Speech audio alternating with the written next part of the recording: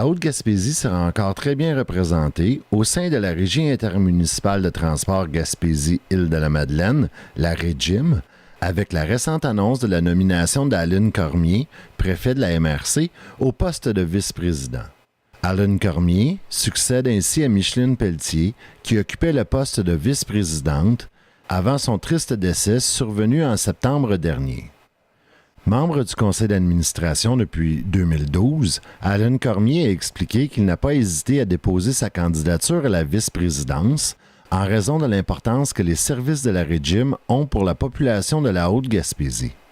Dès le moment où la période de mise en candidature est ouverte, j'ai déposé ce qu'on appelle ma présentation d'intérêt, à savoir le pourquoi je serais la personne idéale pour occuper le poste de vice-président de la Régie des transports. J'ai commencé par leur mentionner dans ma lettre que d'abord, le service de transport adapté a vu le jour en Haute-Gaspésie en 1986 et par la suite est venu le service de transport collectif, transport adapté étant pour les personnes à mobilité réduite, transport collectif étant pour l'ensemble de la communauté. Donc, 86 transport adapté, 2003 transport collectif sur le territoire de la MRC de la Haute-Gaspésie. Donc, on s'est rendu compte sur le territoire de notre MRC que ça répondait à un très grand besoin, tant au niveau social, au niveau économique, au niveau politique, communautaire.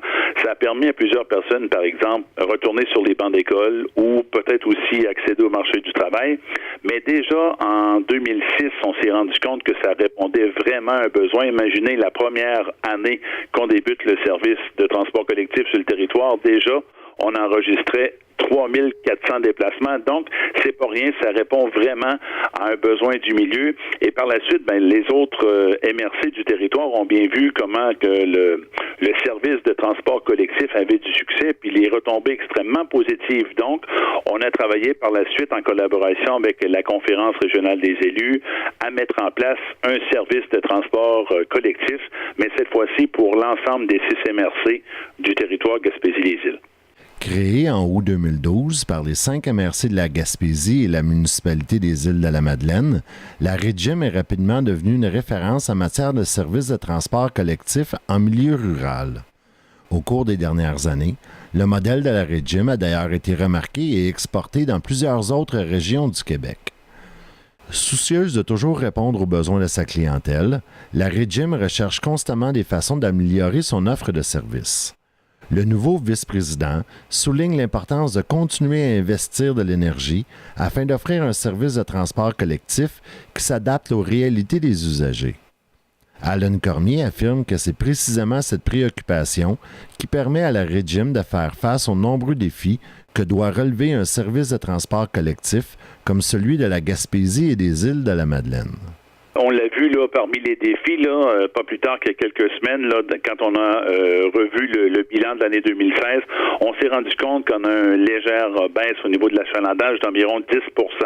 Donc on se retrouve là au 31 décembre avec environ 81 000 déplacements, mais chez nous en Haute-Gaspésie c'est toujours excellent, 14 543. Puis on avait mis en place aussi à la demande des usagers là ce qu'on appelle une passe mensuelle, donc on paye une fois puis on peut utiliser le transport collectif à volonté pendant le mois, puis également, ça donne droit à une déduction d'impôt là, au niveau fédéral. Donc, ce qu'il faut faire, vous l'avez dit, oui, il y a des défis puisqu'on a une légère baisse.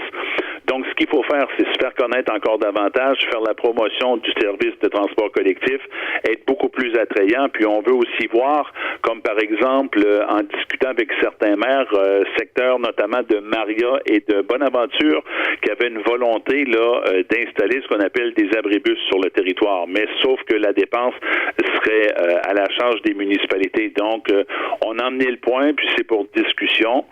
Et il y a des points là qui jouent en la faveur du consommateur, mais des fois qui sont néfastes au niveau du transport collectif, comme par exemple, quand le litre d'essence se situe à environ 1,10 $, 1,12 $, les gens utilisent davantage leur voiture, et quand le prix de l'essence augmente là, un peu comme au cours des derniers mois, quand ils atteignaient 1,50 $, on revoit là, les gens utiliser davantage le service de transport collectif.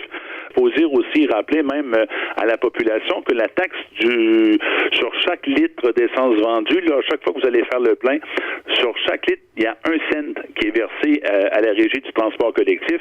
Et imaginez que ça rapporte 1,1 million de dollars par année. Donc, on a un service qui est apprécié par les gens, mais qui est peut-être encore méconnu. Il faudra peut-être apporter des modifications. Je vous parlais des abribus.